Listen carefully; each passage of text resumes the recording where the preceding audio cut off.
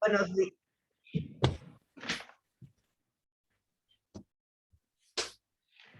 Hola, pues buenas tardes y bienvenidas todas las personas que os veo por aquí en este astrolabio de la Asociación Transatlántica, en el que nos va a acompañar Valeria Kotainich. Yo soy Nuria San Millán, presidenta de Transformando Futuros, y soy miembro fundadora de la asociación. Y bueno, pues la idea de estos astrolabios y de la asociación, sí que me gustaría poneros en antecedentes, que somos una asociación de gestores culturales que o bien hemos nacido o desarrollamos nuestras profesiones en uno o en otro lado del Atlántico, de ahí el nombre. Entonces, la idea es que nos mueve una acción y una vocación de unir puertos, unir culturas, unir saberes, y eso es lo que dentro de una filosofía de colaboración y de fomentar diálogos, pues nos lleva a crear este tipo de encuentros digitales, de encuentros online que se llaman astrolabios. Buscamos saberes, buscamos conectar personas que están desarrollando ideas que nos parecen tremendamente innovadoras, novedosas en el ámbito cultural, y eso es lo que vamos a tratar hoy, que es pues es un tema que Valeria nos va a presentar. Me gustaría, para poneros como antecedentes, que Valeria nos acompaña desde Córdoba, Argentina. Ella es profesora de psicología en la Universidad de Córdoba, es docente, investigadora. Su especialidad está en el área de las artes, las ciencias sociales, la política y la salud. Es coordinadora de un espacio laboratorio de artes en el que se mezcla la performance, la política, la salud y la subjetividad. Es artista transdisciplinar y ha creado una modalidad de trabajo que se considera como desmontaje transdisciplinar. Y sobre eso y otras cosas más gira el astrolabio de hoy, al que voy a pasar ya la palabra a Valeria. Deseo que lo toméis como un espacio de diálogo, de dudas. Podéis en el chat ir poniendo las preguntas que os surjan, y vamos a dar, por supuesto, un espacio para compartir ideas al final del astrolabio y de la presentación que nos va a hacer ahora Valeria Kotainich. Bienvenida, Valeria, muchísimas gracias por estar en este astrolabio que promete muchísimo, y lo dejo en tus manos. Gracias, muchas gracias, Nuria. Gracias al equipo transatlántico, a Juan Pablo Santi, a todo el equipo que está trabajando con los astrolabios. Para mí es un desafío interesante compartir esto que voy a compartir con ustedes, y me parece que estos espacios de encuentro en presencialidad virtual, porque también me gusta jugar con esa paradoja, y que quedarán grabados también, nos van a servir para seguir dialogando y para asumir algunos desafíos que hoy son vitales, de los cuales me voy a hacer eco en este astrolabio. Bueno, he preparado una exposición de PowerPoint sencilla, donde voy a ir tomando algunas categorías, y lo primero que quería, voy a compartir pantalla. Recién probamos y entiendo que, disculpen que si llegara, aviso esto porque puede pasar que se llegue a cortar. Si se llegara a cortar, voy a incluirme a través del teléfono, porque bueno, recién tuvimos un problemita de internet, así que estoy en la Facultad de Psicología en este momento. A ver, me dicen si se comparte. Sí, ¿verdad? Sí, Valeria, gracias. ¿Sí? Bien.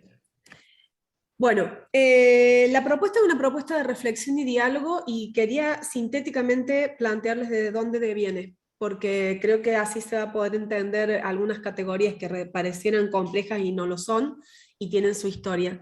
Lo que voy a compartir tiene que ver, el título de la presentación es Indigestión cultural, diálogos para un desmontaje transdisciplinar, vital en tiempos de capitalismo cognitivo y emocional.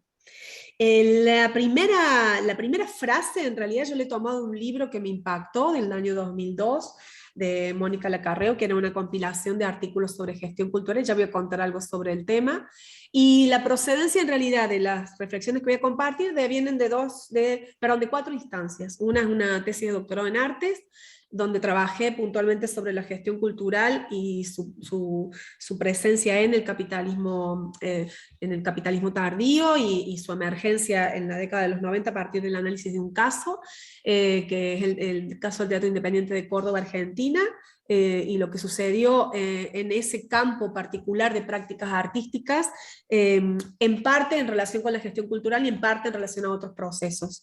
Ahí creé una modalidad de trabajo que recién Nuria comentaba, la propongo nombrar como desmontaje transdisciplinar, que se trata de una modalidad de investigación y producción científico-artística, y también de transformación, a mí me gusta pensarla ahora como transformación epistemo-deseante, en las fronteras entre las artes, las ciencias y el trabajo con colectivos de teatro y performance. El desmontaje transdisciplinar surge de un encuentro, primero surge de la concreta práctica en el campo de las artes y la gestión cultural teatral local, a partir de instancias de desmontajes teatrales que me invitaron a participar, y allí cuando hacíamos los desmontajes de obras, y como estaba investigando en su momento, estoy hablando de los primeros años del inicio de la década del 2010, empecé a ver posibles relaciones entre la práctica de desmontaje teatral y los estudios y prácticas de la performance, que me interesaban como matriz analítica y también matriz de acción transdisciplinar. Y bueno, ese trabajo puntualmente lo desarrollé en el campo teatral. Ahí me encuentro con que la gestión cultural había sido clave para un proceso de transformación del teatro independiente local, pero también y en relación con procesos de transformaciones sustanciales a nivel internacional, que tenían que ver con la emergencia o la consolidación, la institucionalización, la expansión de la gestión cultural, no solo en Argentina, no solo en Latinoamérica, sino también en Europa. Y en el caso puntual que estuve trabajando, estuve viendo vínculos entre lo que eran naciones teatrales independientes, formándose y desafiándose en gestión cultural, y situaciones afines españolas sobre todo, porque tuve una estancia en España para poder analizar estas cuestiones. Luego, en una tesis de doctorado en Administración y Política Pública que realicé ambas en la Universidad Nacional de Córdoba, transferí la lógica del desmontaje transdisciplinar al campo de lo que a mí me interesa hoy considerar como cuidado y producción de bienes comunes, ambientales y culturales, y al campo de las políticas públicas. En el primer caso había trabajado sobre políticas públicas, pero de manera tangencial. En este otro caso me ocupé bastante de pensar cómo las políticas públicas se crean, se instituyen, se tensionan, no solo en instituciones estatales, sino también con y con otro tipo de organizaciones sociales y movimientos sociales también. Entonces transferí esa modalidad de trabajo del desmontaje hacia este otro campo, no, digamos, y trayendo también debates y tensiones y reflexiones que me planteaba en torno a la gestión cultural. Esta vez más pensando en relación con la gestión ambiental y con la gestión de políticas públicas de corte sanitario. Porque también, y este es otro de los puntos que quería compartir, estas reflexiones que que quisiera que abrieran a un diálogo que fuera más allá de esta instancia, devienen de mi práctica docente en el campo sanitario, que en contexto de pandemia se vio intensificada en términos de relación, de preguntas, de debates, esto en la Facultad de Psicología. Volviendo a lo que decía la investigación en el marco de las políticas de la Administración y Política Pública, ahí me interesó, propuse una categoría que es la de política /S, públicas /S, que tiene que ver con poder, lo mismo lo traigo del campo de las artes, que tiene que ver con remarcar, no es algo mío, ni propio, ni nuevo, sino que viene de propuestas en el campo de las ciencias sociales, donde podemos pensar que cualquiera de estas categorías, cualquier categoría del campo de las ciencias sociales y las artes, debieran ser pensadas en términos de tensiones, relaciones y diálogos. Esa barra y esa S hacen a esta problematización acerca de que no existe una única forma de pensar la política pública.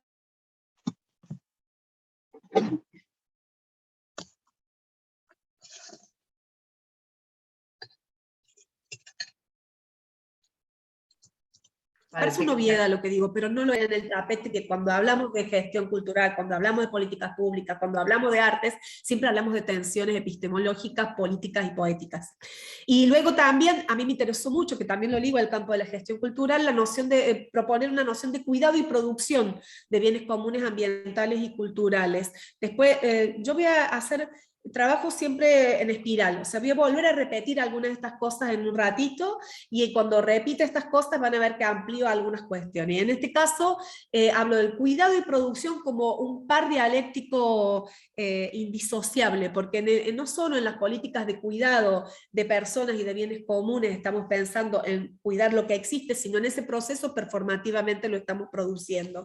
Y esto, que también parece una obviedad, no lo es en campo, porque también lo que desafía es a pensarnos hacedores activos, activas, actives de estos campos de producción cultural y ambiental, que tampoco yo considero debieran plantearse de manera disociada. Además, en el marco de la psicología sanitaria, que es el campo donde yo trabajo como docente en la universidad, además de la coordinación de trabajos transdisciplinares, ahí me propuse transferir algunos de los aportes de estas instancias de investigación a una estrategia que propongo nombrar como promoción transdisciplinar, transnacional y transcultural de la salud. También hoy promoción de la salud en clave trans. Estas propuestas y algunas de las otras que mencioné las he trabajado en diálogo con compañeros estudiantes, docentes, investigadoras, investigadores y comunidades, ¿no? Organizaciones sociales. Digo esto porque hoy es eje la promoción transdisciplinar, transnacional y transcultural de la salud de un proyecto de investigación, de un programa de extensión, de prácticas de grado, de un seminario de formación, digamos, y donde se ponen en juego el resto de nociones que estaba compartiendo. Y también lo retomo de experiencias colectivas de producción artísticas. Hoy estoy trabajando con la colectiva COSA, Colectiva Situacional Amaranto, y en el campo del activismo ambiental.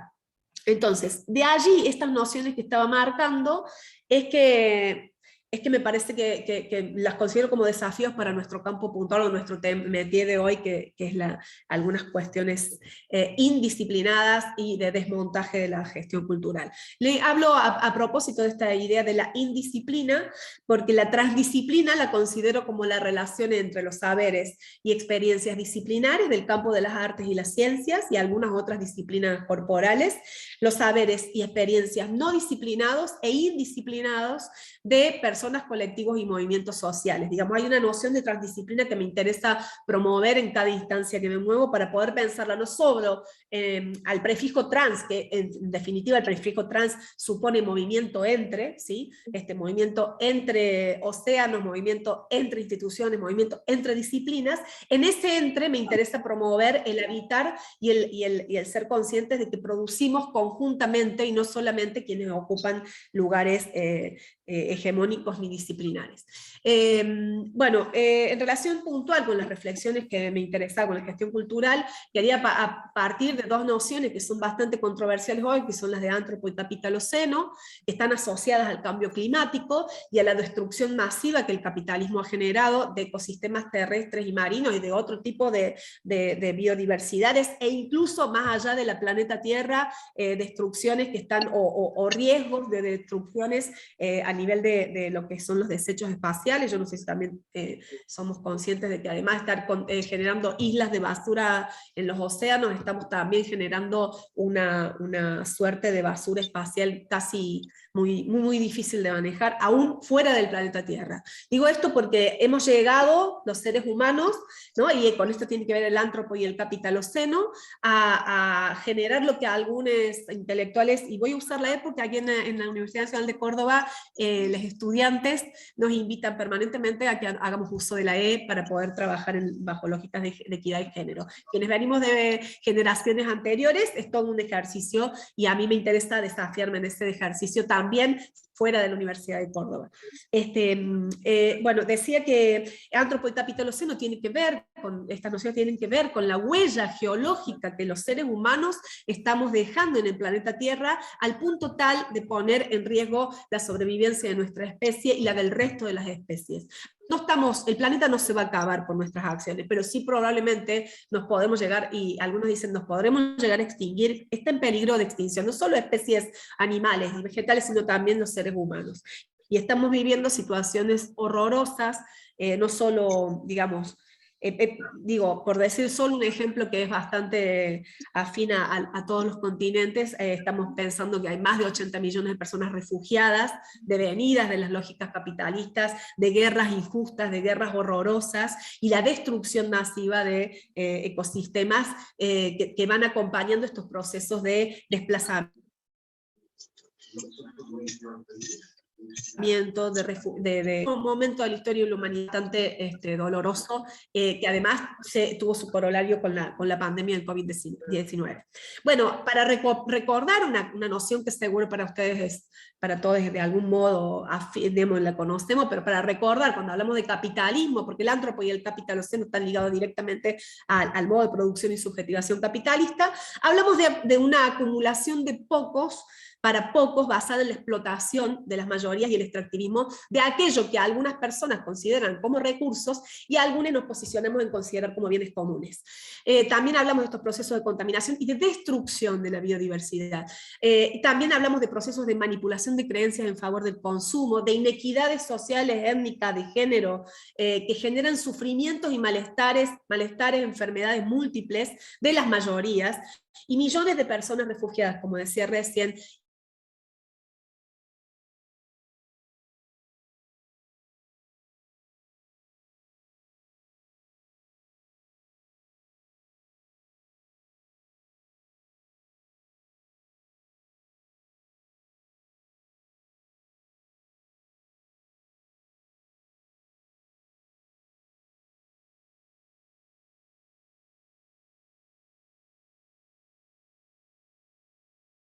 de la facultad sobre esa idea del dolor potencia, a ver qué hacemos para transformar estos dolores en potencia de transformación.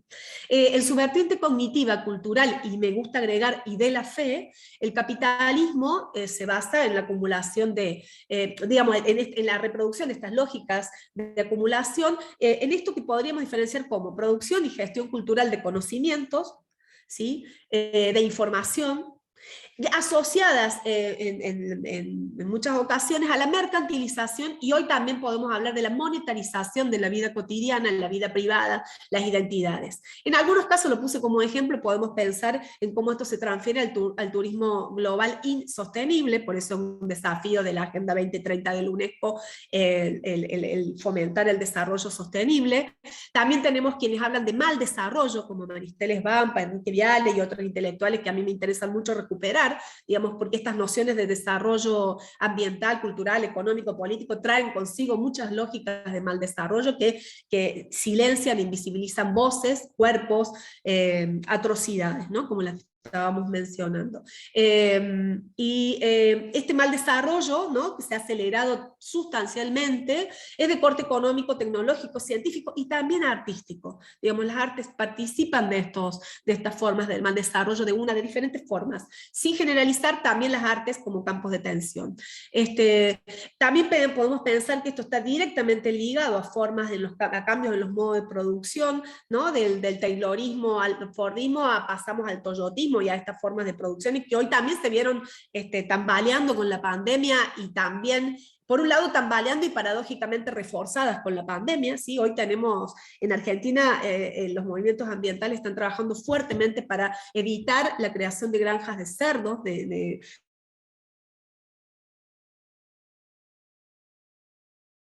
multinacional, y a otras fundamentalmente que están tratando de generar, el gobierno nacional está en acuerdos posibles para traernos granjas de cerdos, y quienes estamos trabajando en el campo de la militancia o el activismo ambiental sabemos que eso sería traer también pandemias como las del COVID-19, y además la atrocidad del tratamiento de una especie animal en relación a la especie humana, ¿no? Digo como ejemplo, como uno de los tantos ejemplos. Otro de los tantos ejemplos horrorosos es lo que sucede con el cobalto en África, no sé, en países como el Congo. Digo, el año pasado, si no me equivoco, en el 2019, saltó públicamente a la palestra internacional, la agenda política internacional, la denuncia que hicieron abogados de creo que son alrededor de 18 casos, 18 niños, infancias muertas, niños, niñas muertas a raíz de haber sido sometidos a la explotación del cobalto en el Congo, y demandaron a compañías como Apple, como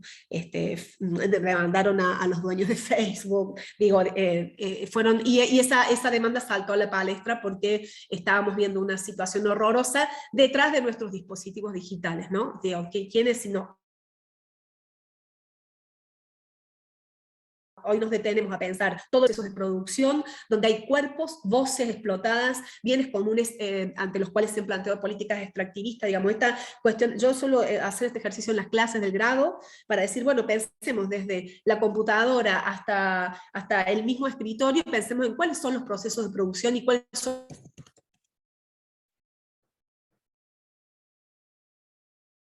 los cuerpos, las potencias que tuvieron detrás de producciones de estos objetos. Bueno, y también pensamos en un momento de crecimiento sustancial del poder de corporaciones religiosas, tecnológicas y de la comunicación, que orientan creencias y emociones. Ahí estamos hablando del capitalismo emocional, ¿sí? Ahí agregaríamos vertiente cognitiva, cultural, emocional y de la fe. Y orienta de estas corporaciones orientadoras de creencias y emociones de fascinación y odio que devienen en profundas fragmentaciones sociales. Los ejemplos más claros lo vimos hace años con el tema hace poquitos años con el tema de las fake news, en los casos como la asunción de Trump, de Bolsonaro, de Macri, y en distintas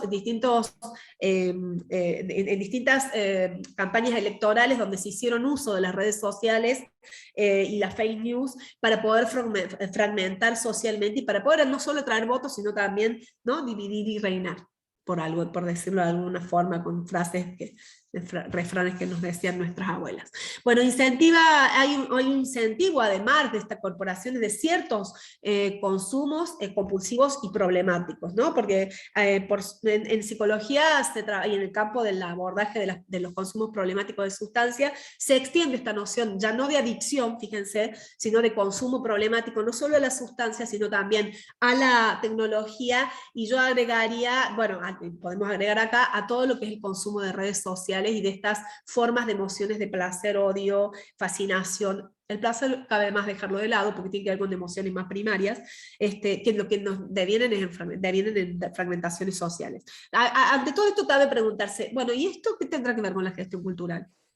Para esta pregunta me parece que un primer paso es una pregunta también obvia, pero ¿a qué llamamos cultura? Tiene que ver con cómo nos posicionamos para pensar qué es la cultura. Yo simplemente dejo un par de reflexiones, no estoy trabajando definiciones conceptuales, sino me parece que lo interesante es, dentro del vastísimo campo de definiciones, tomar posición y plantearse. A mí me parece interesante pensar que toda producción humana, al estar mediada por el lenguaje y la configuración de sentidos, forma parte de la creación, reproducción y transformación cultural. A eso asocio la noción de cultura. Y que en tiempos de cambio climático, la principal y más vital transformación que precisamos para sobrevivir como especie en relación con el resto de los seres vivos tiene que ver con la producción cultural, ¿no? Porque hace a los modos de ver y construir el mundo, a los modos de subjetivación y vinculación con seres humanos y otros seres vivos, a los sentidos otorgados a nuestras interacciones, y por tanto sentidos poéticos y políticos, de reconocimiento y valoración de lo vivo,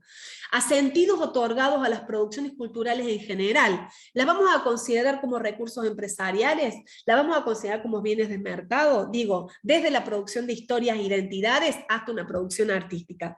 Y también a las formas de mirarse-nos. Me gusta mucho jugar con esto porque tiene que ver con cómo al mirar estamos también configurándonos en términos de identidad y cómo tenemos la posibilidad de configurarnos como colectivo o socialmente siempre en relación con otros.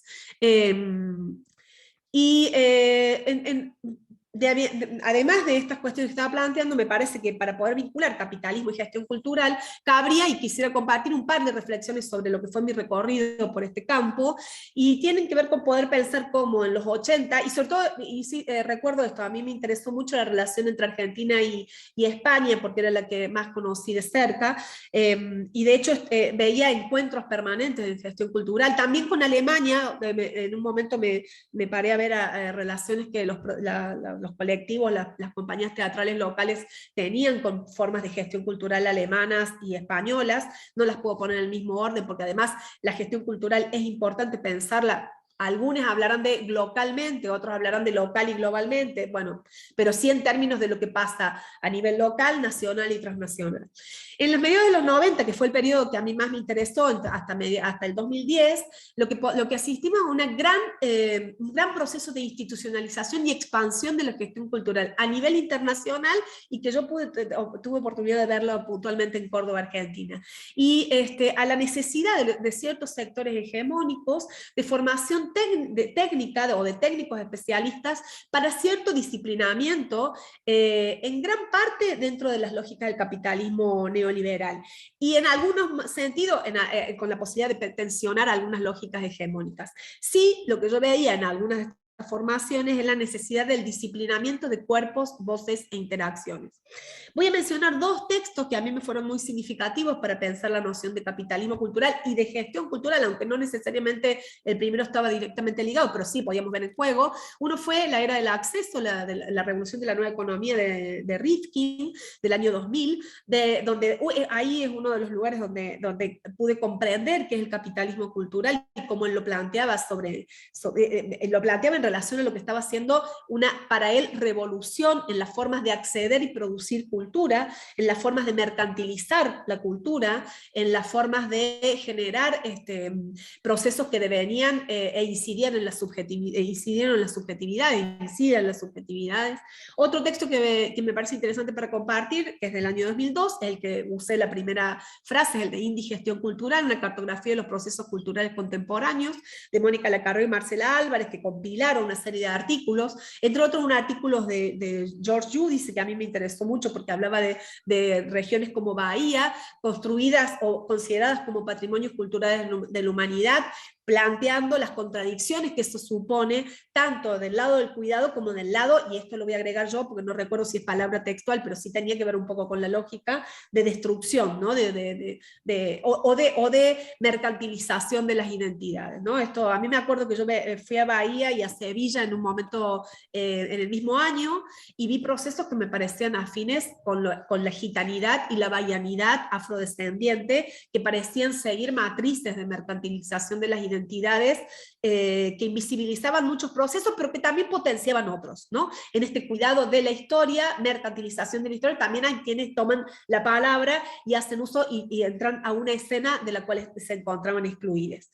Pero de todas maneras, lo que va primando en algunos contextos está siendo esta mercantilización y con sus concomitantes destrucciones sutiles y no tan sutiles de bienes comunes ambientales y culturales.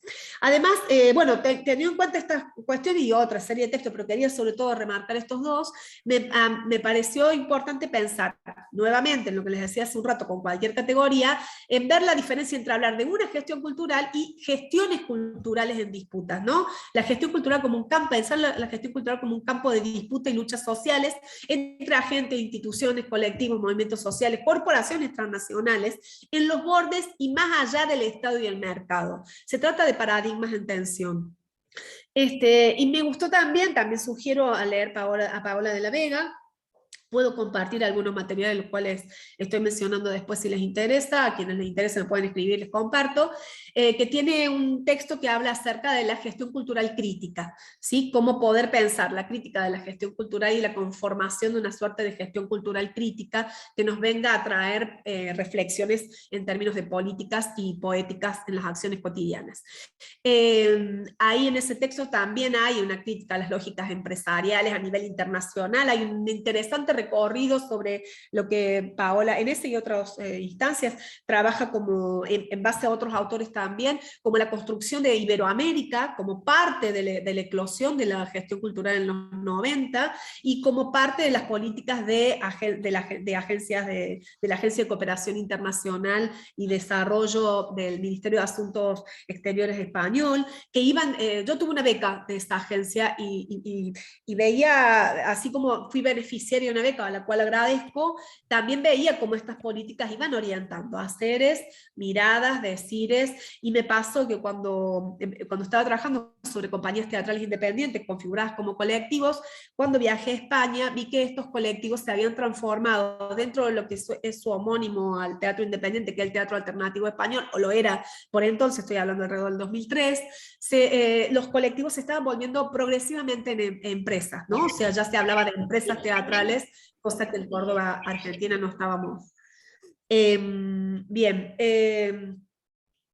yo no estoy acá demonizando la lógica empresarial, ¿no? Digo, porque igual lo planteo con la noción de mercado. Mercado hemos tenido, se podría decir, a lo largo de la historia de la humanidad. Empresas, ¿no? La noción de empresa tiene que ver con el poder emprender, pero sí me parece que cuando esto deviene en lógicas capitalistas salvajes, neoliberales y de destrucción, sí me parece que es algo para analizar y transformar de manera vital. O sea, creo que, sinceramente, una de las ideas centrales que tengo para compartir es esto de no nos queda mucho tiempo y si no transformamos algunas prácticas, en eso se nos va la vida nuestra y la del resto. Bueno, entonces, esto tiene que ver con poder pensar en un desmontaje transdisciplinar de discursos y prácticas sobre la gestión cultural, las gestiones culturales.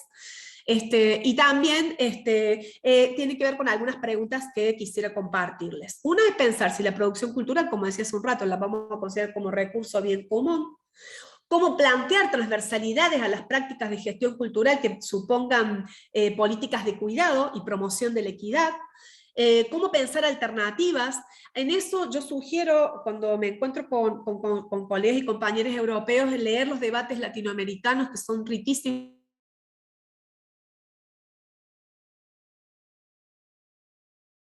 entre otros, los que se ¿sí? Y que también acá cerca tenemos un caso tenemos el caso de muchísimas espacios locales que trabajaron sobre proyectos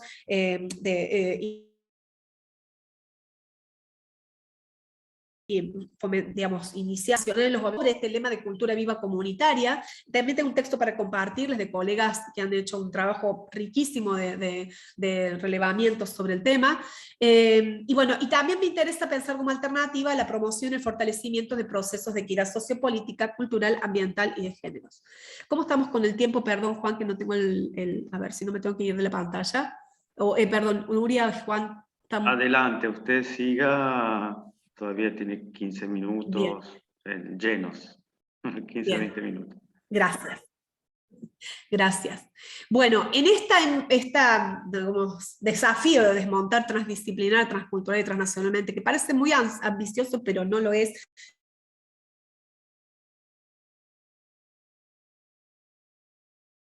es simplemente hacer estas preguntas, nos movilizan a decir, bueno, a ver, ¿cómo seguir? ¿Qué estamos haciendo? ¿Qué recuperar de nuestras prácticas? ¿Cómo potenciar algunas cuestiones? Entonces me parece importante invitar a revisar poética y políticamente cómo consideramos, cómo definimos, cómo nos posicionamos en este campo, y puse ahí en singular, porque tiene que ver con, en este campo de disputas, cómo la vamos a considerar desde el lugar que ocupamos con otros. ¿Qué clase de gestión cultural? ¿Para quiénes? ¿Desde dónde? ¿Cómo? ¿Sí? En el para quiénes, a mí me gusta pensar en la relación entre quiénes, para quiénes y con quiénes. ¿Sí? ¿Quiénes hacemos gestión cultural? ¿Para quiénes? ¿Con quiénes los estamos haciendo? ¿Con qué instituciones? ¿Con qué organismos internacionales? ¿Con qué instancias estatales? ¿Gestionamos con y para incrementar recursos materiales y financieros en favor de la acumulación? ¿O gestionamos para el cuidado y producción de bienes comunes y culturales, insisto, de los cuales, de bienes comunes ambientales y culturales, de los cuales dependen la salud y la vida? ¿Cómo eso transversalmente atraviesa nuestras prácticas? Esta es también una pregunta que me parece muy importante, el cómo consideramos y habitamos el tiempo cuando ya no hay tiempo. Es una frase que yo suelo citar bastante de Berta Cáceres, que es una líder del pueblo lenca, referente del pueblo lenca, y que fue asesinada por defender la cuenca del río Lenca y por ser una activista que tomó la voz, como tantas personas asesinadas, activistas ambientales, en países como Colombia. Berta no es colombiana, pero sí en Colombia es uno de los países donde más índices de asesinatos a líderes ambientales encontramos, en Latinoamérica, en Brasil también. Y una de las cosas que Berta nos decía, ya no hay tiempo, despertemos humanidad, no hay tiempo, no nos queda tiempo. Entonces, ¿cómo consideramos y habitamos el tiempo cuando no hay tiempo? ¿Cómo consideramos y habitamos las prisas? ¿Tenemos tiempo para escuchar, dialogar, mirar, aún con barbijos? ¿Tenemos tiempo para encontrarnos con muy diferentes personas que no tienen que ver con nuestros universos de sentidos? Nos acercamos a lugares donde realmente están están habitando lógicas opuestas por procesos de inequidad que ni siquiera vamos a lograr imaginar porque no los tenemos atravesados en nuestros cuerpos y nuestras entrañas. ¿Cómo habitamos ese tiempo? ¿Sí? De reflexión, de acercamiento, de escucha, de observación. También otra pregunta que me interesa es cuáles son los valores que sostenemos y promovemos con nuestras acciones de gestión cultural. Promovemos que erigir en grandes estrellas, porque también el neoliberalismo trajo consigo el individualismo y la creación de los grandes artistas a los cuales seguir, ¿sí? Cual referente político, y a los cuales copiar y a los cuales, ¿no? Y referenciarse. Yo en esto recién creo que no lo mencioné, pero a mí me está, en el caso de la monetarización de las identidades y la subjetividad, me impacta mucho lo que sucede con el Instagram y sucede con los likes y el YouTube y esta cosa de mirame, poneme el me gusta y el like. No es nuevo, se está trabajando en el campo de la psicología, la antropología, la sociología crítica. Bueno, se están abordando estas temáticas y en lo cotidiano es impactante cómo eso incide en las subjetividades. Y en esto del no hay tiempo, esta brevedad del WhatsApp, a mí me está preocupando, como en las universidades, en el caso de la Universidad de Córdoba todavía seguimos con clases virtuales, a mí me está impactando también el cómo median estos dispositivos tecnológicos en nuestras relaciones y cómo trabajar desafiándonos para no producir conocimiento bajo la lógica del WhatsApp y el Instagram, ¿no? O sea, porque realmente eso incide en los procesos cognitivos. A favor en algunos casos, porque potencian algunas prácticas, pero también desubjetivan en muchos sentidos, ¿no? El volverse un seguidor de likes hoy se está hablando de consumo, yo decía hace un rato, consumo problemático de redes, ¿no? Esto de estar pendiente, y la gestión cultural también tiene bastante para hacer en este campo. Las gestiones culturales más críticas quizás, ¿no? Silenciamos, otra pregunta es, ¿silenciamos o obviamos formas de explotación y destrucción de la vida directas e indirectas con las prácticas que realizamos? ¿No? En esto... y digo esto, realmente, si seguimos fomentando el consumo acrítico de objetos de mercado, de personas, realmente no tenemos salida. Entonces, si esa reflexión la planteamos transversal, ¿a qué nos vamos a proponer con un proceso de gestión cultural? Más allá que seamos afines o no a los activismos ambientales, pero sí para poder pensar, bueno, ¿a qué estamos promoviendo? ¿Cómo es la relación con los objetos que estamos promoviendo?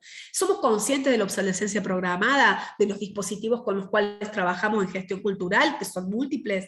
¿Qué pasa con eso? ¿Qué está pasando cuando queremos novedad, innovación, novedad, innovación? Yo soy una enemiga de la palabra innovación, por ahí en una de esas, si repensándola críticamente la puedo usar, pero también me pasa que la furia por la innovación a veces me parece que corre el riesgo de borrar la historia y borrar los procesos. Entonces, bueno, a ver cómo nos posicionamos también a esta lógica innovadora. Nosotros en investigación como docentes trabajamos en campos de innovación, o sea, las políticas públicas de ciencia y tecnología traen consigo proyectos, programas, procesos de innovación. Bueno, a mí, yo siempre cuando comparto estos espacios digo, bueno, a ver, tanto queremos innovar. Sí, claro, la realidad, y una cosa que suelo compartir con los estudiantes es, si alguien les dijo que la realidad es estática, les mintió. La realidad realmente cambia permanentemente, o sea, nos estamos moviendo permanentemente, y además de eso, como cambia, también es susceptible de transformarse, ¿sí? Ante esto, no lo mencioné hace un rato, pero en un momento trabajamos sobre la distopía y los discursos cinematográficos distópicos que eclosionaron desde hace...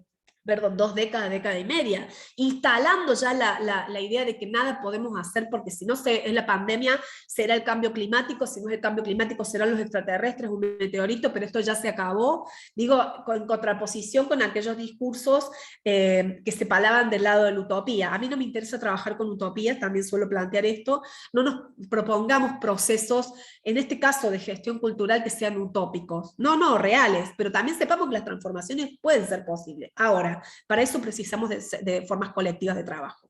Eso también me parece sustancial poner en juego.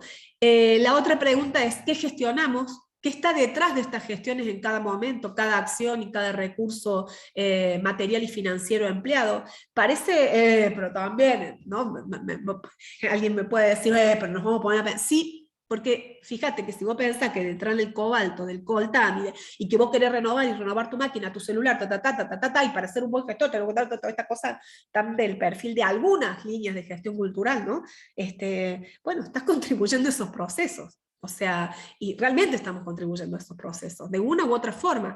Entonces, bueno, repensarnos en nuestras prácticas, pero no tampoco desde la utopía de, bueno, porque en mi casa tengo una práctica, es lo único que puedo hacer es lo que pasa en mi casa. No, en mi casa puedo hacer muchas cosas en el ámbito doméstico, pero también en los ámbitos públicos, digamos, y creo que en eso la conciencia ciudadana es fundamental. La pandemia, hablaba hoy con un colega que me dijo una cosa muy interesante, que en la universidad, trabajo en la Universidad Nacional de Córdoba, la de la reforma universitaria que impactó en Latinoamérica y también en Europa en su momento, y que tuvo que ver con volver pública, gratuita, pública y laica a la universidad. Posteriormente se hizo gratuita. Y crear algo que me parece súper interesante, que hablaba mi colega hace un rato, que era la ciudadanía universitaria, ¿no? Pensarnos ciudadanos, ciudadanas, ciudadanes en la universidad, en los espacios públicos en general, en los espacios de debates con, incluso cuando están presentes las empresas. Esta formación ciudadana, la gestión cultural tiene mucho para hacer en la formación ciudadana, porque estamos hablando de producciones culturales, de sentidos, de forma de vernos, de pensar, de transformar, de reproducir, ¿no? Entonces me parece que también tiene mucho que ver ahí, tenemos un desafío interesante. Y en tiempos de pandemia, la pregunta también es, ¿qué relaciones encontramos entre gestión cultural y la salud? Pensada en sus diversas dimensiones, pública, ambiental, colectiva, mental, territorial. La pandemia puso en el centro de la escena la cuestión sanitaria, ¿sí? Nosotros en el campo sanitario local y en la cátedra que yo les mencioné, la psicología sanitaria y la facultad de psicología, problematizamos las nociones más hegemónicas de salud. Pensamos en términos como, y eso adhiriendo al movimiento de salud colectiva latinoamericano, adherimos a nociones como la de proceso, salud, enfermedad, atención, cuidado, a los cuales me gusta agregar vida-muerte, ¿no? Y también somos cuestionadores de los modelos médicos hegemónicos. Los tratamientos de la pandemia tuvieron como signo cierta hegemonía para pensar la pandemia y leerla desde la infectología, ciertas lecturas epidemiológicas que han sido bastante normativas y muy centrados en la cuestión biológica de lo que pasa con el virus, el proceso del cual deviene el virus. Y todo el cúmulo, sí, sabemos, la pandemia genera angustia, pero hemos escuchado más hablar de las angustias que genera que de los desafíos que también se plantean. ¿Y qué hacemos con esta angustia? Vuelvo al tema del dolor potencia, ¿sí? Y ya voy a compartir algo para cerrar. Y también me parece importante pensarlo, les decía, ¿qué relación hay entre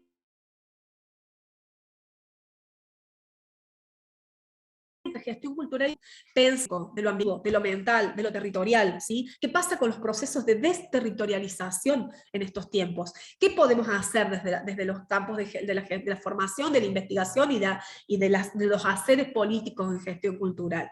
Y también me parece que, bueno, reitero, para mí es una necesidad urgente de reflexionar y cambiar decisiones porque no hay tiempo. Finalmente, ante eso, la invitación es pensar cómo confluir acciones de gestión cultural para frenar la aceleración de un proceso en el cual, insisto, se juega nuestra sobrevivencia. Para cerrar, quería compartir un lema que el año pasado signó nuestros trabajos y sigue signando nuestros trabajos en el ELAPS, y le agregué un par de cositas más, y quería compartir unas imágenes que la pusimos en la difusión del Astrolabio, que tiene que ver cuando, en la primera foto, la de abajo, que dice ASPO 2020, fue hecha en marzo, apenas una semana después, unas semanas después de que se declarara el aislamiento. En el caso de Argentina, en marzo, bueno, pero fue un poquito después que lo que pasó en países como España, por ejemplo.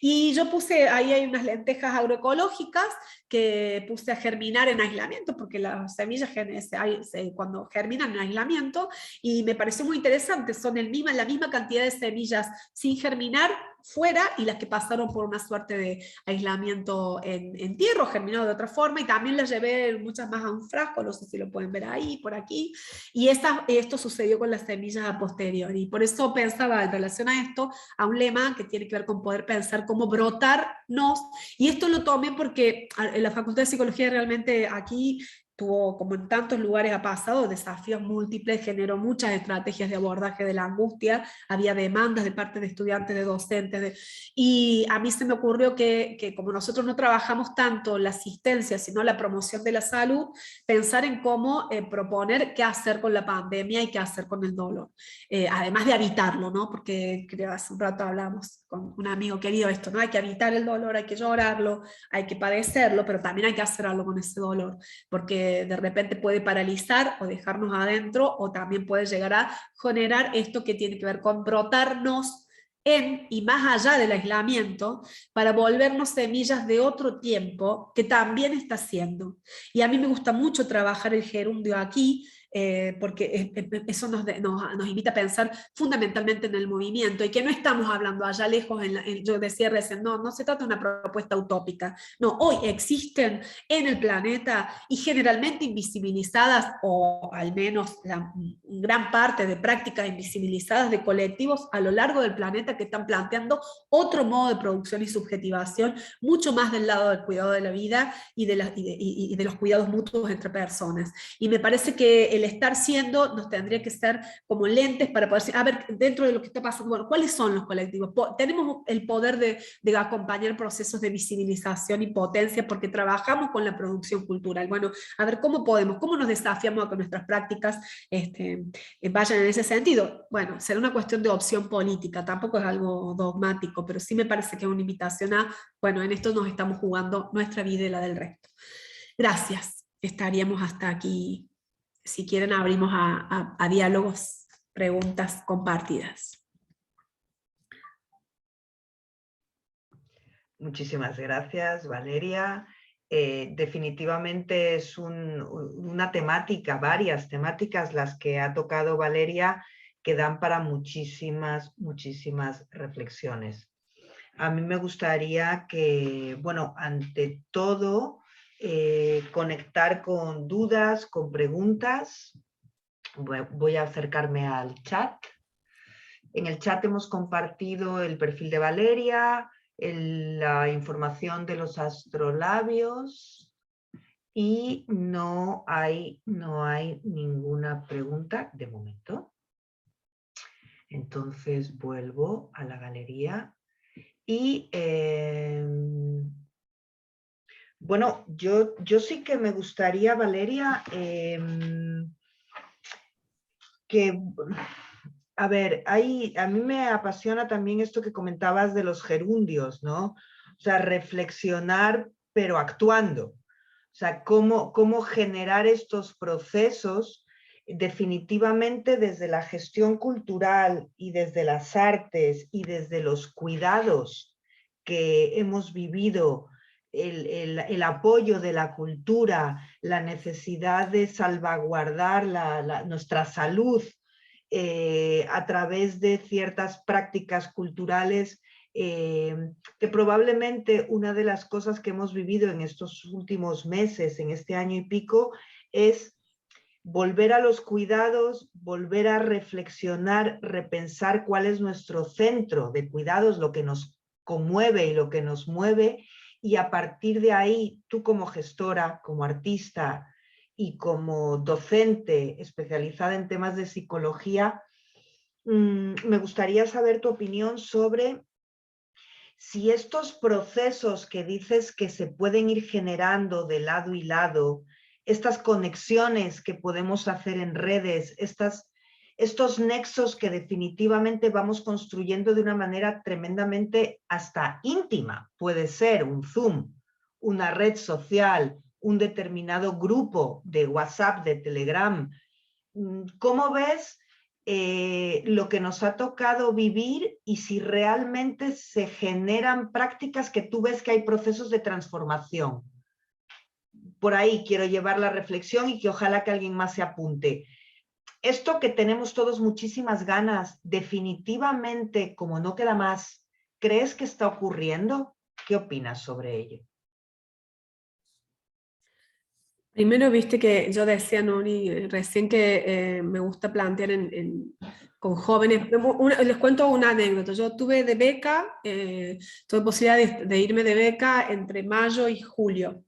Rarísimo, ¿no? Saliendo de la pandemia, se dio la posibilidad de viajar de Córdoba a España. Bueno, tuve en 3 ciudades, encontré lazos, reencontré lazos que fueron súper cobijadores y también encontré, claro, digo, el horror de lo que pasó con una generación diezmada, que es la generación de la posguerra, ¿no? Porque los adultos mayores de la posguerra española es una generación de... A mí vi un par de videos que me conmovió plenamente porque pensábamos igual hay sobrevivientes, hay mujeres de 102 años que todavía están vivas, pasaron por el COVID y pasaron por el franquismo, por ejemplo. Y me pareció, eso para mí fue muy impactante.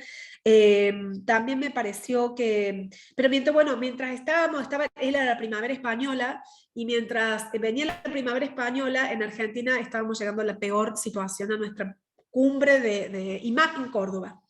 Entonces, por primera vez en mi historia docente, viví un aula triste virtualmente, ¿no? Yo doy clases en tercer año, y un día di clases, y me acuerdo, perdón,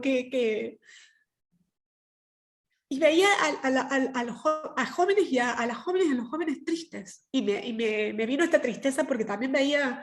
Y entonces yo dije, bueno, a ver, ¿qué hacemos con esto? Primero el espacio de la palabra y el encuentro, ¿no? Porque casi todas las personas han tenido o una muerte cercana, o alguien que sufrió, o lo sufrimos en carne propia, al COVID, bueno, de distintas formas. Y segundo, yo dije, a mí adoro trabajar con jóvenes, la potencia que tienen, y entonces me propuse insuflar las tristezas, pero no desde lo personal, no me interesaba hacer un grupo terapéutico, ¿no? Sí me interesaba que, bueno, a ver cómo podíamos pensar en casos que nos remitían a nuestras propias historias, pero bueno, por primera vez, y eso me angustió en lo personal como docente, que es una práctica que me identifica muchísimo, el ver el agua grande, a todos nos impactó, pero esta generación no conoce, no está, hay infancias hay infancias que no llegaron a la escuela todavía. Bueno, y entonces hicimos, y me pareció que cuando traté de abrir, y con el equipo, con el trabajo de ayudantes y afecta, que es un equipo maravilloso, abrimos válvulas para poder hablar y para poder pensar en alternativas, buscamos la forma y nos encontramos un programa increíble. O sea, porque la idea era aplastante, se estaba muriendo gente todo el tiempo. Bueno, ¿qué hacemos con esto? Había la idea de no hay nada más para hacer. Esto ya, y entonces nos desafiamos a eso. Y cuando empezamos a abrir algunos de esos hilos, encontramos ideas maravillosas, que además algunas se pusieron en juego en la pandemia virtualmente, y también tratamos de potenciar redes de sostén, porque la otra cara de la pandemia también fue que avivó en muchos sectores redes de sostén colectivo. Hay muchas poblaciones en general las que no acceden a Internet. Todavía la mayor parte del planeta no accede a dispositivos como los que nosotros estamos empleando. Y ahí era sobrevivir con redes de sostén, y realmente fueron sectores que entraron, digamos, se han vivido realidades como las peores ciencia ficción, digamos, personas realmente quedaron fuera de redes de sostén. Pero colectivamente, localmente, se encontraron otras formas de sostén y formas colectivas. Entonces, eso, y ahora yo estoy volviendo a las prácticas en comunidad, como también se están planteando esa posibilidad, y me estoy enterando de situaciones de opresión tremendas, invisibilizadas, y de salidas de estas opresiones también que son esperanzadoras, ¿no? Eso creo, y creo que también, como vos decís, viste que dentro de los lemas de los feminismos aparece, en Argentina los feminismos tienen una potencia tremenda, y se han vinculado con los movimientos ambientales, algunos feminismos, entonces hay muchos jóvenes de los cuales aprender muchísimo, o sea, realmente, y ahí nos encontramos con esto de lo personal es político, ¿sí? Lemas como donde, bueno, sí, en lo íntimo también se juega. Han pululado redes de consumos comunitarios colectivos, de compra a productores directos, de redes de sostén para personas. Esas cosas también acontecieron. Creo que un gran desafío que tenemos es visibilizarlas. Mostrar que hay otras realidades posibles, insisto, no desde la utopía, porque desde allá lejos, sino que acá. Y en nuestras propias redes también. O sea, tratar de fortalecernos afectivamente. Necesitamos abrazos, no sé si les está pasando, pero no, los reencuentros, bueno, necesitamos, bueno, buscar barbijo, total, sí creo que hay muchas reinvenciones de relaciones, eso también he visto, al lado de las angustias más profundas, eso también me pareció. Y lo colectivo como necesidad vital, porque y creo que hay mucho para trabajar culturalmente, y en términos de gestión de otras formas posibles, ¿no? Que están siendo. El gerundio yo mucho lo tomo de lemas de poblaciones originarias, de personas que trabajan con derechos indígenas, que no es el futuro, o el futuro está detrás, ¿no?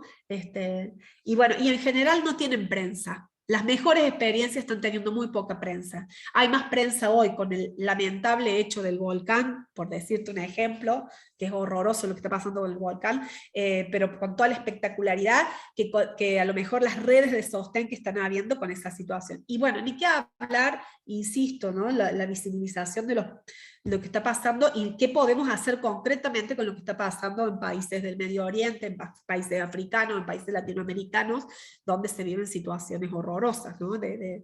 Pero bueno, creo que siempre, y la otra cuestión que a mí me gusta plantear es, bueno, miremos la realidad como contradictoria, cuando aparece algo en un extremo, ¿no? Porque el binarismo está a la orden del día, no solo en términos de género, los buenos y los malos, en términos religiosos. Hoy, una de las series más hoy de estas series, no las quiero nombrar plataformas para no hacer más, pero de esta serie, una de las que está teniendo más repercusión en Argentina y en otros países tiene que ver con una iglesia que se vincula, una iglesia evangélica que se vincula con un grupo de poder político, y está mostrando así como también el peso de lo que están teniendo otras corporaciones, ¿no? Porque han ingresado, hace rato que están trabajando, no han ingresado, pero tienen un lugar protagónico hoy las corporaciones mediáticas y las corporaciones religiosas, y están fragmentando cada vez más. Bueno, ¿qué hacemos ante eso? Yo suelo decir, bueno, no nos veamos, debatamos, pensemos nuestras diferencias y ver qué hacemos dialécticamente con eso, porque vos podés pensar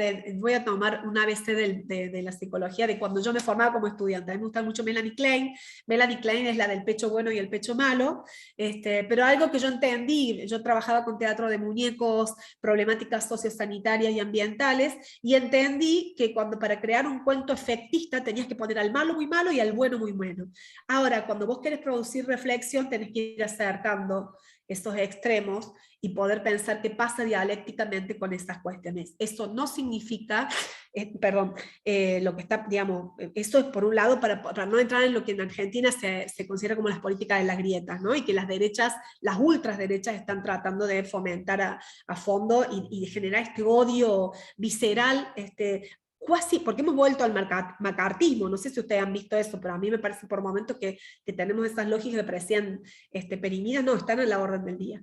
Bueno, no me quiero ir demasiado, pero digo que otra cuestión es poder integrar en nosotros mismos y en otras prácticas miradas que vayan más allá de esto del pecho bueno y el pecho malo, que es muy infantilizador, con perdón de las infancias, pero digo es esto, ¿no? Tengo que fascinarme con el bueno, que puede ser uno u otro, o tengo que odiar, no, bueno, pero sí puedo ver políticas, sí puedo ver procesos de opresión, entonces luchar contra eso. La otra es esto de la personalización, que también media nuestra vida cotidiana, ¿viste? En esto que vos planteabas, Nuria, recién, ¿no? ¿Qué pasa en nuestra vida íntima? ¿Reproducimos eso? ¿De qué forma lo reproducimos?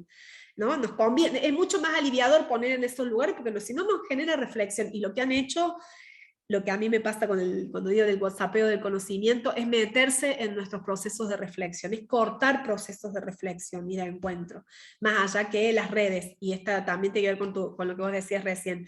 Para mí las redes han permitido sostener vínculos, ¿sí? Han permitido, pero también nos han desencontrado, ¿no? En esta lectura del mensaje inmediato que tengo por la foto de Instagram, y a lo mejor no hay un encuentro de otro. Y entonces por eso es tan conmovedor el volver a encontrarse cuerpo a cuerpo, porque hay algo del orden de lo energético corporal que también se juega. No sé si me fui mucho, pero me parece que apelo... Sí, vamos, como definitivamente son temas que nos llevan a hilar cuestiones y a seguir reflexionando. Te doy la palabra, Juan Pablo. No sé si quieres hacer algún comentario Veamos si hay alguna reflexión adicional y cómo gestionamos el tiempo. Me Cuéntanos. gustaría ver si alguien quiere comentar o preguntar o decir, contestar. Gerundear. Gerundear. Hay timidez. Bueno, no, yo en tanto, bueno, me voy a poner acá también, vamos a ir agregándonos. Claro, Vamos, sí. todos los que quieren, Una despedida final, un diálogo exacto, final. los que vayan queriendo participar, vamos a ir incluyendo.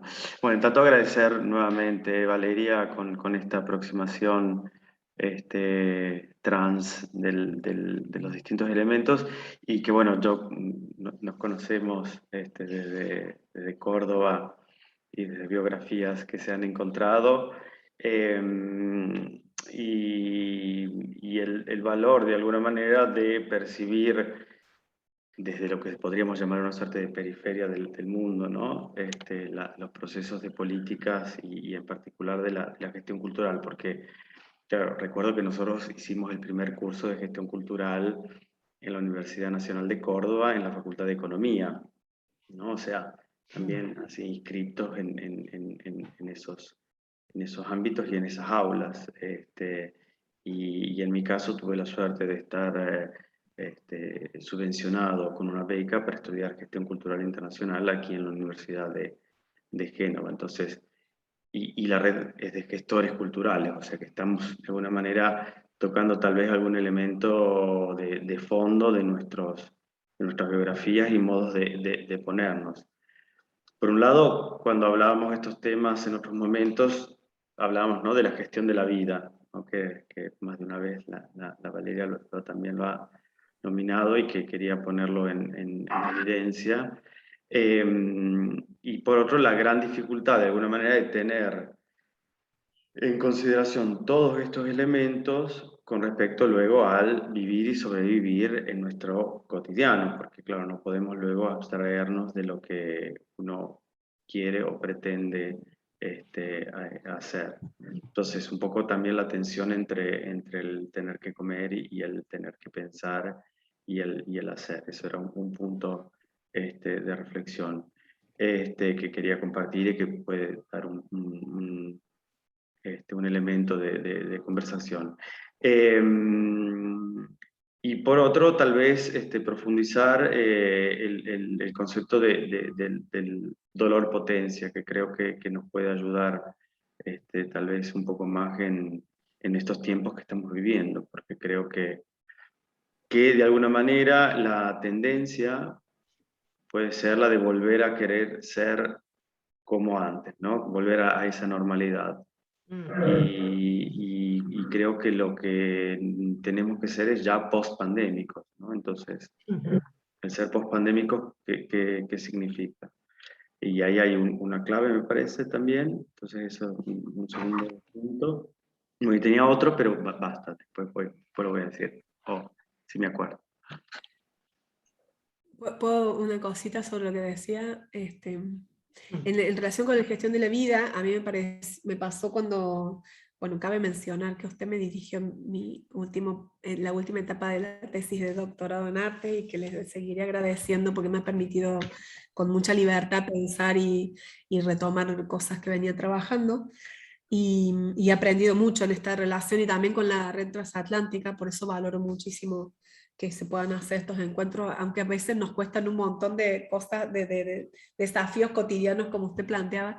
Y me pasó cuando hacía la tesis de doctorado en artes, yo hice trabajo de campo entre fines de los 90, principios, los primeros años del 2000, y encontraba quienes estaban asociadas o quienes tenían intereses de formar colectivos teatrales y tenían que aprender a profesionalizar sus prácticas para poder existir y aprender sí o sí gestión cultural, porque si no quedaban fuera, Así lo explicaban Yo decidí no trabajar en entrevistas, aunque hice un montón, porque en muchas entrevistas me decían, mira, en realidad no quiero que esto aparezca en ningún lugar.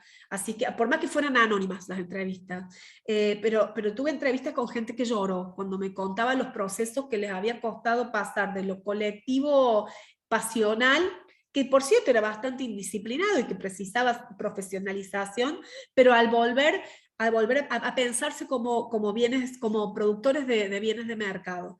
Y de hecho yo tomo un ejemplo de un teatro que yo valoro mucho de Córdoba, que es muy conocido internacionalmente, que se llama Teatro La Conchera, que tiene un trabajo, es de los primeros teatros independientes cordobeses, que participaban de lo que... Hay una persona muy ligada a festivales de teatro en Córdoba, Alberto Ligalupi, que fue un motor potencial para festivales de teatro en los 80 y también para el 2000 y pico, hacía un referente para Córdoba, y tomé un texto de él donde él decía que él señalaba cómo se había pasado de las asambleas de los 80, donde nos reuníamos, las personas, los teatristas, estaban reunidos para poder transformar el mundo a partir del teatro, para ver cómo transformaban las prácticas, a rondas de negocios a partir del 2000. Para ver cómo venderse en menos de 3 minutos y poder ingresar a un festival. Y eso a algunas personas les generaba mucho sufrimiento. O sea, por una parte está la necesidad del disciplinamiento, de la organización, y por otra parte el coartar algo que para algunos estaba del lado de la pasión.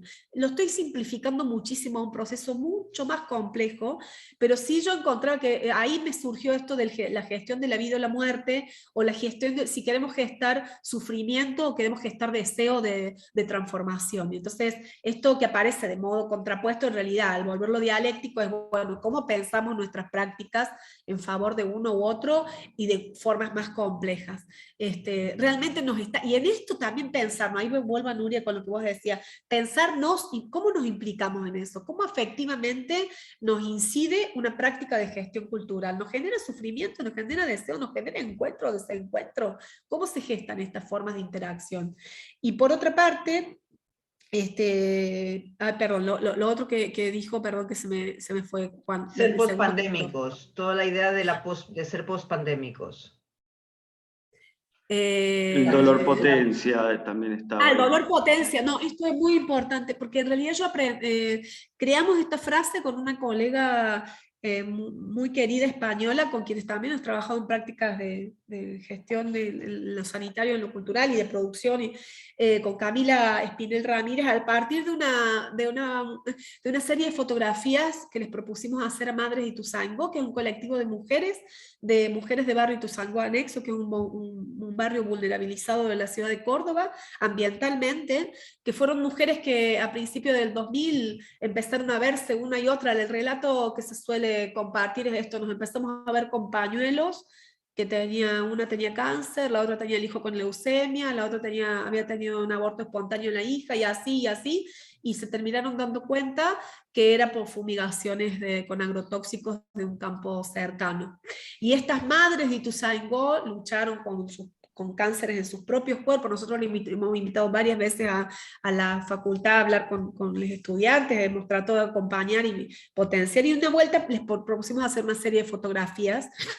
Perdón, y una de las fotografías, no me di cuenta de compartirla acá, pero lo que más nos impactó fue una fotografía de una de estas mujeres, de Vita Aguillón, de Vita, que estaba al lado de un rosal en su casa, que había sido epicentro de encuentro. Maravilloso el rosal, parecía una foto del Día de la Madre, típica, o sea, ahí la mamá con la flor, y entonces nosotros les preguntábamos cómo hacer esas fotos, qué querían mostrar, cómo lo querían mostrar, y Vita nos dijo, estaba preciosa, así mostraba, dice, yo quiero sacarme en este rosal porque acá están las cenizas de mi marido que murió de cáncer y de tristeza porque, perdón, no recuerdo, no quiero decir algo si era de cáncer directamente, pero que murió de una enfermedad y de tristeza porque su nietita había tenido un problema muy serio a raíz de las fumigaciones.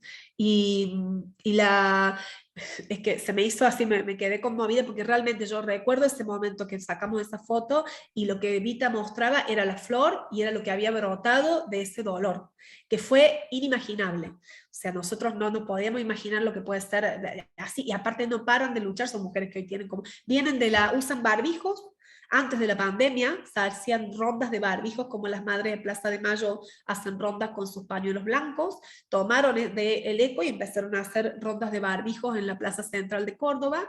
Y una de las mujeres una vuelta vino a contarnos cómo, sí, venía de tratamiento de quimioterapia, pero si abandonaba, bueno, y ahí aprendimos mucho del dolor potencia, o sea, realmente nos enseñaron ellas el dolor potencia, o sea, y así pensando con un montón de comunidades. Tuve otro encuentro en una jornada de ecología política muy interesante que se hace en Argentina, que la súper recomiendo, tanto para quien trabaja en ambiente como en gestión cultural, y fuimos a un encuentro donde había referentes de 30 comunidades que están padeciendo la explotación del litio en el norte de Argentina, como pasa en otros puntos del planeta, padeciendo porque son comunidades originarias o descienden de pueblos originarios que vienen y les arrasan en favor de la explotación del litio. Y la fuerza con la cual transmitían el sentido colectivo de cuidado de su territorio, también, ¿no? Dolor potencia. A partir de los abusos, la potencia de otra cosa.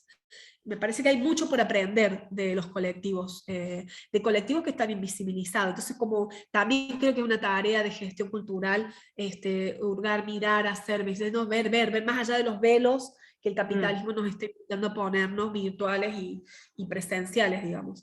Es incómodo, es súper incómodo, nos mueve del lugar de la comodidad, pero cuando eso moviliza, también en estos encuentros tenemos mucho para aprender y para hacer, ¿no? De desafíos. De ahí viene dolor potencia, es que lo recuerdo así. Después les puedo compartir esa foto para que la vean porque es increíble.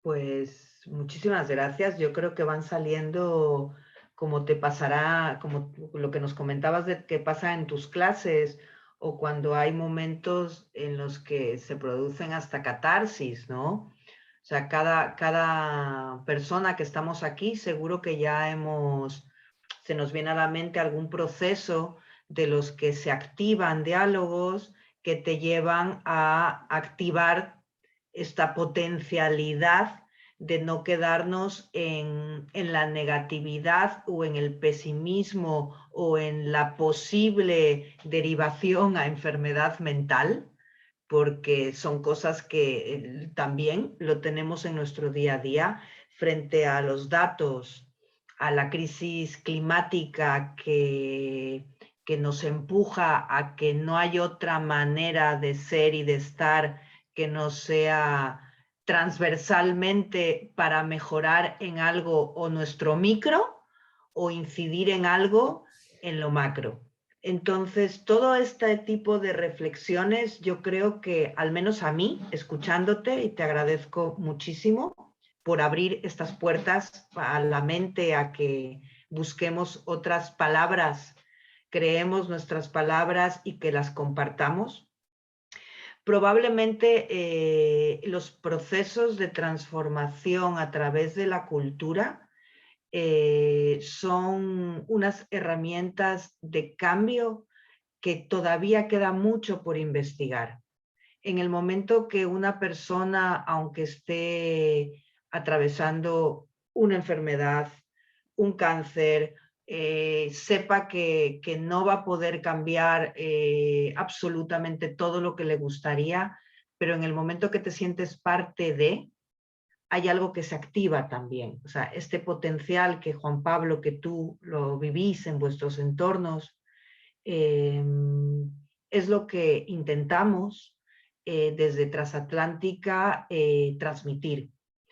Somos personas que venimos de muchos pasaportes diferentes. Se dice que tenemos un pasaporte emocional de un lado y del otro. Hay muchas personas que estando desde la vieja Europa, con sus conceptos muchas veces rígidos y todos estos estereotipos de no mirar ciertas sabidurías populares, ciertos procesos de cambio desde la base, cuando ya no queda otra cosa que ir hacia un cambio radical o tremendamente diferente a lo que hasta eso estábamos acostumbrados. Creo que estos diálogos y estos astrolabios al menos lo que intentan es eso, abrir puertas para más diálogos. Ojalá que las personas que luego vean este vídeo en diferido, ¿cómo te pueden contactar? Valeria, dinos por favor. Sí, puedo dejar mi correo. Siempre a Igual. través de la red transatlántica podemos poner en contacto a cualquier miembro que os parezca interesante. Y bueno, pues no sé si Juan Pablo quieres despedir, quieres comentar algo del próximo Astrolabio. Sí, no sé si... Ah, está Valeria Prato que quiere... bueno, le agradecemos infinitamente y la ponemos con nosotros. Gracias. Bueno, buenas tardes, agradecer el encuentro y sobre todo me quedaba así pensando en las transformaciones y en cómo estos espacios de encuentros y de conversar, ¿no? Esto que tiene de, estamos todos, todas, todes atravesadas por la misma situación, por situaciones diferentes, singulares, y nos estamos encontrando para dar vueltas, ¿no? Esto de lo que de versare tiene la conversación, y yo realmente celebro la posibilidad de esto, ¿no? De poder versar y en eso encontrarnos, porque creo que creo en la potencia de esto, creo en la potencia de poder sentipensar nuestra realidad, porque creo que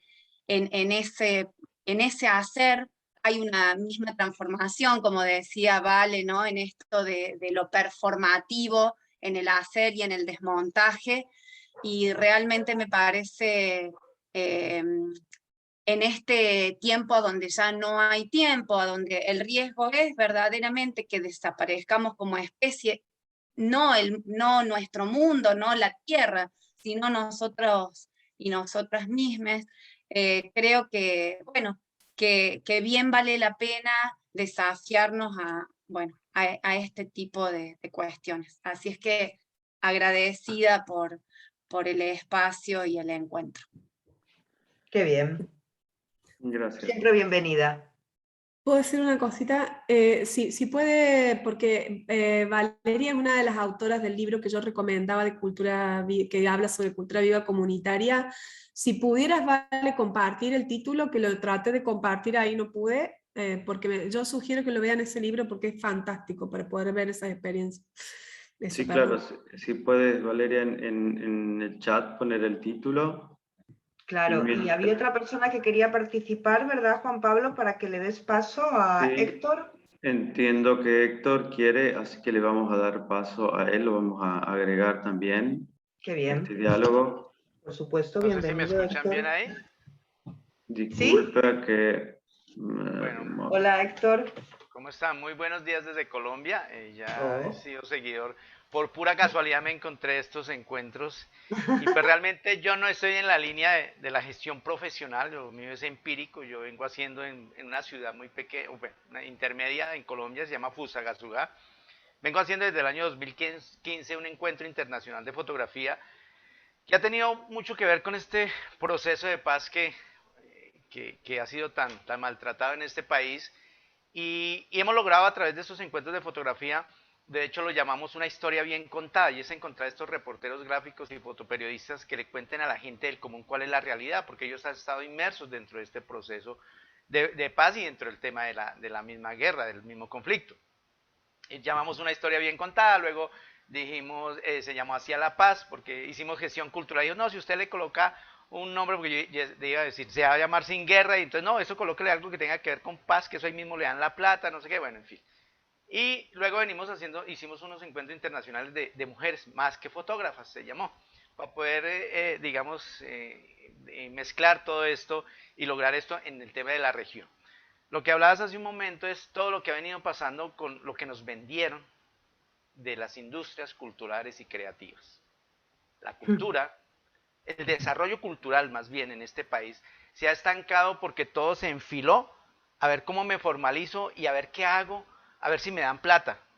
Y hay muchos procesos culturales, como lo que mencionabas ahora, de la gente base, de la gente del común, de nosotros, de las regiones, que estamos ahí estancados porque no hemos podido avanzar, porque no tenemos crear una legislación increíble para generar como una especie de círculo ahí cerradito para algunos pocos, donde los incentivos que dan digamos, es un tema tributario, es descontar de los tributos de los grandes, y entonces que generan una empresa, que esta empresa es la única que autoriza la gestión, y entonces si esta empresa le va a dar a usted, le vamos a descontar el 117%, pero entonces se volvió un círculo de unos pocos. Y la cultura realmente, la cultura base, la cultura de los pueblos, la cultura que estamos luchando poco a poco, que tiene esta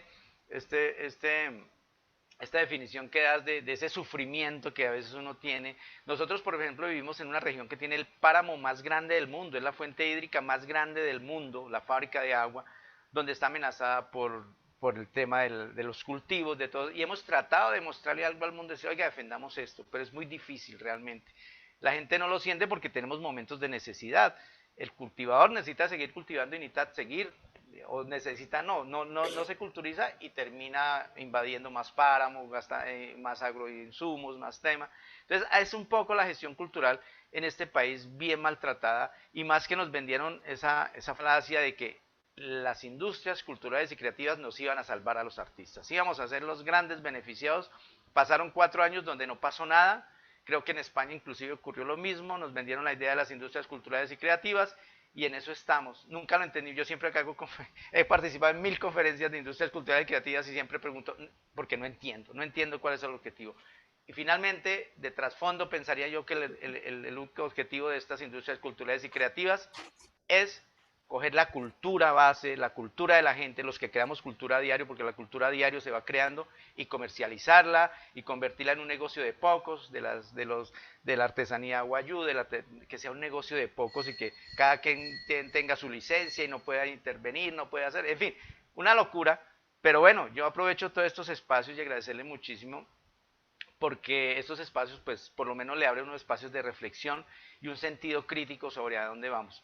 Yo hago gestión todo el tiempo, tengo un colectivo que no tengo ni siquiera formalizado y me cierran muchas puertas, pero bueno, ahí vamos, y hemos logrado desde el 2015 siempre hacer algo con fotografía. Y encantadísimo con el tema de mujeres, que lo hicimos los 2 últimos años, que es un encuentro de solo fotógrafas mujeres, se llamó Más que Fotógrafas, y pues vine a entender que podía ser mejor cuando hice un seminario sobre arte y feminismo, que me abrió mucho más este tema de esta apertura. Pero era un comentario, pues quería en términos generales decirle que soy un gestor empírico, me meto a todos estos cuentos, pero pues saco lo que más puedo para seguir gestionando y seguir luchando, y sobre todo tener otra realidad cultural, porque la realidad cultural que nos están vendiendo en el país no es esa, no son las industrias culturales y creativas. Suena muy bonito, suena muy rimbombante, hay mucha legislación, pero eso es para unos pocos, y la cultura base se ha venido perdiendo. El desarrollo cultural en Colombia está estancado, no hay desarrollo cultural, hay una ambición económica de hacer algo cultural, hacen convocatorias y todo el mundo termina siendo artista, pero no pasa nada, y entonces no hay eventos que impacten, no hay cosas que... Y por último decirles que con este proyecto que manejamos Fotocultura aspiramos a ser el referente para Latinoamérica, el referente visual para Latinoamérica desde la fotografía y audiovisual. Vamos a ver cómo nos vamos, algún día les contaré cómo termina toda esta historia. Muchas gracias. Bien, Mauricio, pues felicitaciones y muchísimas gracias por tu aporte y por la crítica que estás haciendo a un sector que definitivamente hay que seguir avanzando.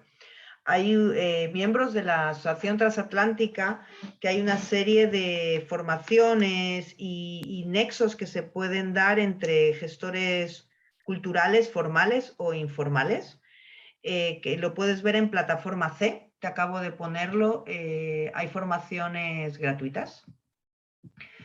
Y luego investiga, por favor, Inside Out Project de JR, el fotógrafo JR Artist. Es un parisino que ha hecho... Que ha llevado la fotografía a los lugares más recónditos del mundo con fotografías comunitarias. Entonces, bueno, por ahí en estos diálogos, en estos nexos que vamos tratando, creo que son puertitas que te pueden inspirar. Valeria. Sí, no encontraba la manito digital. Habíamos alguna vez hecho un contacto con JR y nos atendió y quedamos pendientes ahí, pero sí, es un buen espacio. Gracias. Pues bueno, vamos llegando al momento de despedidas. Valeria quería decir algo, y yo comento que en supuesto. tanto Valeria Prato ha puesto el título, ¿verdad?, del libro. Qué bien. Gracias.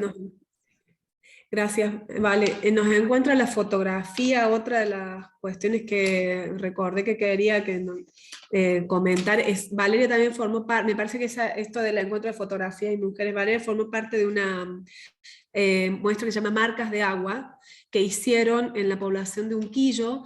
En Unquillo hubo una inundación que se llevó puestas muchas casas, y entonces las personas se fotografiaron con la marca de agua de las casas, que algunas superaban su altura, y fue impresionante. De eso derivó una feria comunitaria y de reflexión y de trabajo colectivo sobre cómo abordar esa situación que fue tremenda. Eso por una parte.